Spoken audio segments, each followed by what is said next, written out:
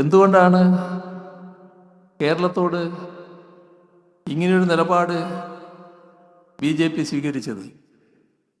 നമുക്ക് ഒരു സംസ്ഥാനമെന്ന നിലക്ക് എന്തെങ്കിലും കുറവുകളുണ്ടോ?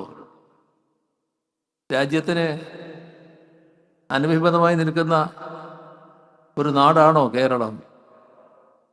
ആ ഒരു പരിശോധനയിലേക്ക് കടന്നാൽ രാജ്യത്തിന് അഭിമാനം ചാർത്തുന്ന ഒട്ടേറെ സംഭാവനകൾ നൽകിയ സംസ്ഥാനമാണ് കേരളം എന്ന് കാണാൻ കഴിയും. പിന്നെ എന്താണ്? അവിടെയാണ് രാഷ്ട്രീയം വരുന്നത്.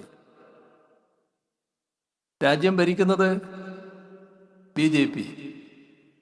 BJPക്ക് നേതൃത്വം കൊടുക്കുന്നത് RSS. RSSും BJPയും രാജ്യത്തിൻ്റെ മറ്റു ഭാഗങ്ങളിൽ ചിലയിടത്ത് വളർച്ച നേടിയിട്ടുണ്ട്. അത് കേരളത്തിൽ ഉണ്ടാകുന്നില്ല. ഇവിടെ കേരളം RSSനെയും BJPയെയും സ്വീകരിക്കുന്നില്ല. നമ്മുടെ നാട്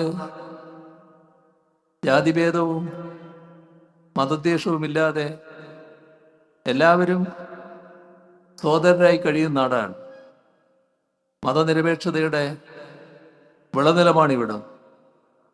അതുകൊണ്ട് തന്നെ RSSനെയും BJPയെയും ഉൾക്കൊള്ളാൻ കേരളവും കേരളീയരും തയ്യാറാകുന്നില്ല.